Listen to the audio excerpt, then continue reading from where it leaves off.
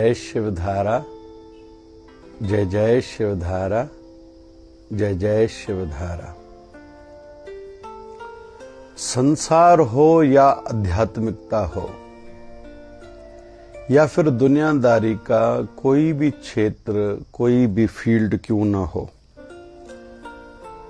उसके लिए जो जरूरी नियम रहेंगे उनमें से एक नियम है समय के साथ चलना, समय अनुसार काम करना,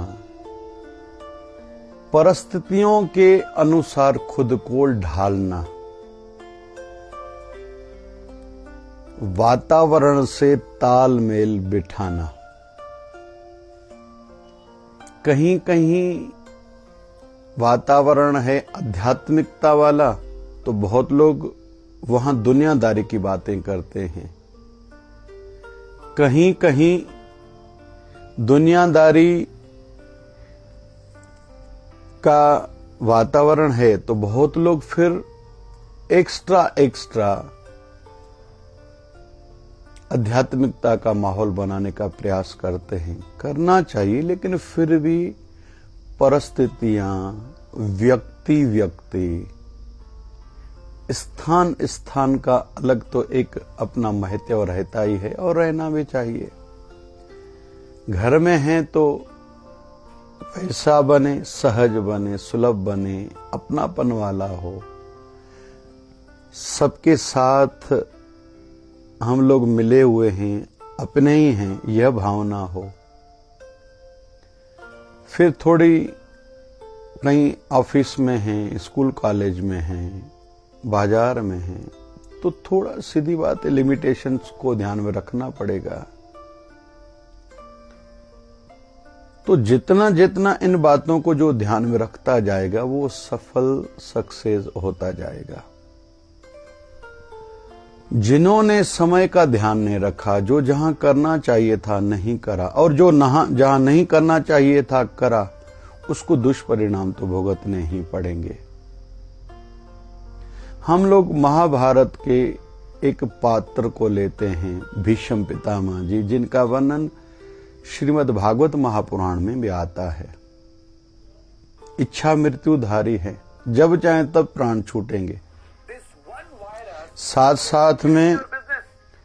साथ में गंगा पुत्र हैं, गंगा पुत्र भी हैं, इच्छा मृत्युधारी है, पितामह हैं, त्यागमय जीवन है, भक्तिमय जीवन है। लेकिन फिर भी उनके शरीर को जब तीर लगे तो तीरों की सेजा पर इतने समय तक, 56 दिनों तक क्यों पड़े रहे थे? एक बड़ा कारण जो मानते हैं, जब द्रौपदी की लज्जा लुट रही थी उस समय इन्होंने क्यों नहीं कहा था, बोला क्यों नहीं था, उसका दुष्परिणाम उनको भुगतना पड़ा था। ये एक मान्यता है।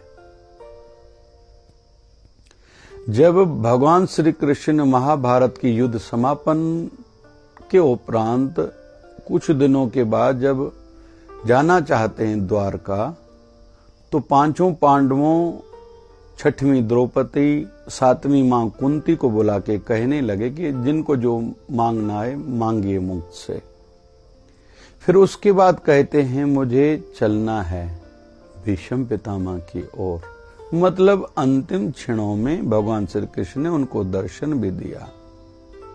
पांचों पांडव, द्रौपदी, भगवान श्री कृष्ण आए हैं, भीष्म पितामह जो मरणावस्था में पड़े हैं तीरों की सेजा पे। उस समय भगवान श्री कृष्ण ने कहा है कि आप राजधर्म क्या होता है अपने दादाजी से, पितामह से सीखिए, और उन्होंने ज्ञान दिया था। इस पर द्रौपदी हंसी थी। तो द्रौपदी जी से पूछा कि आप क्यों हंसी? बोले उस समय इसका ज्ञान कहां गया था, जब मेरी इज्जत लुटने जा रही थी, उस समय इसने क्यों नहीं कहा? तो उन्होंने कहा था, भीष्म पितामह ने, कि उस समय मैंने उनका जो खाया हुआ था वो रग रग में रक्त के रूप में बह रहा था, पूरे शरीर में सर्कुलेट हो रहा था। अभी तीर लगने से वो रक्त निकल गया है। मतलब एक एक चीज का फर्क पड़ता है। जिस समय बोलना चाहिए था उसने नहीं बोला तो उसके कारण उनको ये सजा भुगतनी पड़ी, और जो गलत लोगों का खाया था, अनीति का साथ दिया था, वो रक्त निकल गई तो अभी हृदय शुद्ध है। मतलब हम लोग इस छोटी सी कथा से सीख रहे हैं, महाभारत की कथा से, जिसको 5वां वेद भी माना जाता है, कि जब जिसको जो बोलना चाहिए, घर का बुजुर्ग है, किसी पंचायत का अध्यक्ष है, बड़ा है, एसोसिएशन किसी संस्था का अध्यक्ष है, कहीं का कोई बड़ा है, उसको जब बोलना चाहिए उसको जरूर बोलना पड़ेगा ही, जब उसका वो समय है तो। और जो नहीं करेगा उसको भुगतना ही पड़ेगा। और गलत धन से, अनीति के धन से आया हुआ अन्न जो खाएगा उसका मन भी खराब होगा, उसके विचार भी प्रदूषित होंगे, शुद्ध नहीं हो सकते, उसके विचार क्लियर नहीं हो सकते। जो अनीति के लाए हुए धन से जो अन्न खरीदा जाएगा वो अन्न जो खाएगा, इतना फर्क पड़ता है। उसके विपरीत हम रामायण की ओर चलते हैं। जटायु है, छोटा सा पंछी है। जब मां सीता को हरण करके रावण लेके जा रहा है तो जटायु ने देखा, छोटा है, पंछी है, रावण तो इतना शक्तिशाली, रावण को रोकने का प्रयास करा। रावण ने देखा ये क्या छोटा सा जीव मुझे रोक सकेगा, तलवार से उसके पंख काट दिए थे, गिरा था। संकल्प था तब तक नहीं मरूंगा जब तक राम जी नहीं आएंगे। राम जी जब लौटे, सोने हिरण की लीला करी थी रावण ने। मां सीता ने सोना हिरण देखा और कहा कि ये पकड़ के लाओ। बुद्धि से उस समय काम ने लिया गया, सोने का कभी हिरण हुआ करता है। भगवान राम जी को कहा जाके लेके आएंगे, लक्ष्मण को पीछे भेजा। राम जी जब लौटे हैं तो मां सीता नहीं है, जटायु तड़प रहा है, मरणोवस्था में पड़ा है। राम जी ने आके उठाया, पूरी बात कह सुनाई।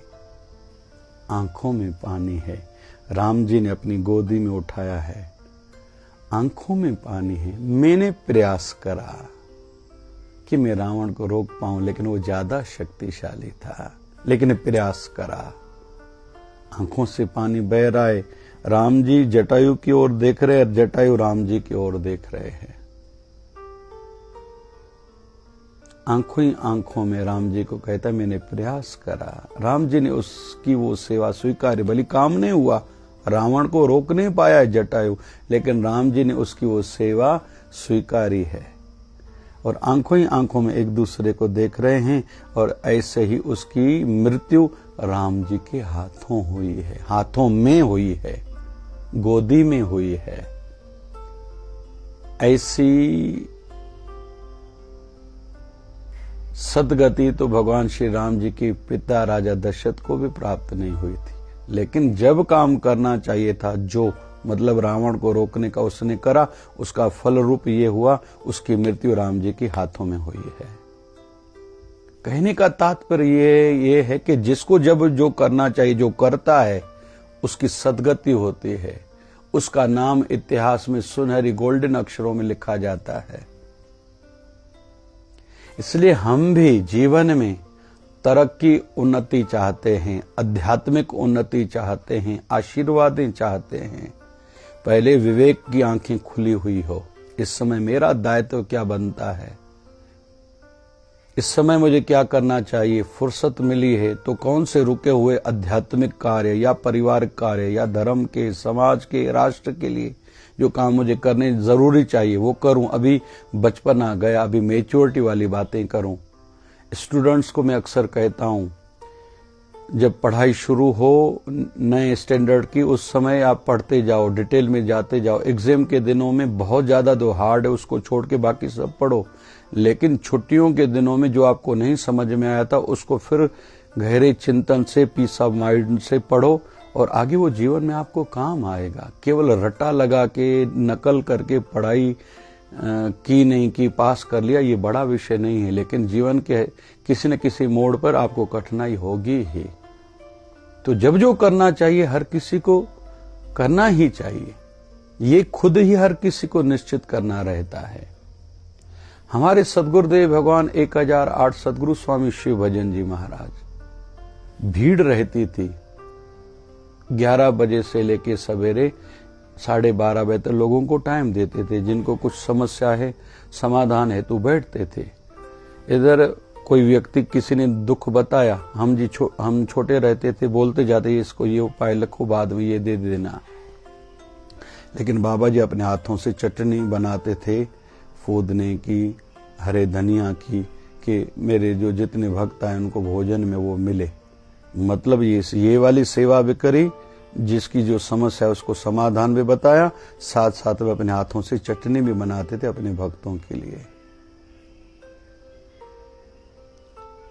हमें भी सिखाते थे, दुनियादारी भी करते चलो, फर्ज निभाते चलो, लेकिन आध्यात्मिकता भी कैसे सिद्ध हो ये भी ध्यान तुम्हें उसी समय रखना है। अपने धर्म पर, अपनी आध्यात्मिकता पर आंच ना आए। तो जब जिसको जो करना चाहिए आवश्यक है, धर्म बनता है तो जरूर करे। जैसे हम लोग शिवधारा आश्रम में जितनी सेवाएं चलती हैं, हम लोग ध्यान रखते हैं, ये ध्यान दिया जाता है कि हर प्रकार के कार्यों को पूरा समय मिले। जैसे हम लोग शिवधारा प्रोडक्ट्स हैं, फेस के लिए हमने गोटी सोप बनाया, युग को देख के बच्चियों को अच्छा लगता है, नौजवानों को अच्छा लगता है। एक फेस वॉश बनाया है, शिवधारा फेस वॉश, लोगों को लाभ होता है। फिर पिंपल्स हैं, खुजली है, चमड़ी ठीक नहीं है, तो हमने एक विष्णु वट्टी करके गोली बनाई, 2 सवेरे 2 शाम को। तो कुल मिला के हर किसी को जब जो काम करना है, जो कर सकते हैं, जिस क्षेत्र की जानकारी, उसको उस दिशा में कुछ न कुछ करके जाना चाहिए। मैं तो अंत में ये भी कहूंगा, एक परंपरा का रूप देके जाएं कि हम रहें न रहें, वो अच्छी परंपराएं धर्म की, परिवार की, समाज की और राष्ट्र की परंपरा वो बनी रहे कि आने वाली पीढ़ी भी उससे लाभ लेते रहें। एक लोकमान्य तिलक ने सोच चलाई थी, स्थापित करी थी, गणेश स्थापना, सामूहिक प्रार्थनाएं करो, सामूहिक आरतियां करो। वो आज पूरे विश्व में उसका चलन चलता है और कई समाज के भाई बंधुओं को लाभ होता है। ऐसा हर किसी को करना चाहिए और जब जो काम करना है करने से लाभ ही होगा, जो नहीं करेगा उसको दुष्परिणाम भुगतना ही पड़ेगा। जय जय शिवधारा, जय जय शिवधारा। लेकिन साथ साथ में आयु का परिस्थितियों का भी ध्यान हर किसी को रखना होगा और व्यक्ति का भी ध्यान रखना होगा, स्थान का भी ध्यान रखना होगा। जय जय शिवधारा।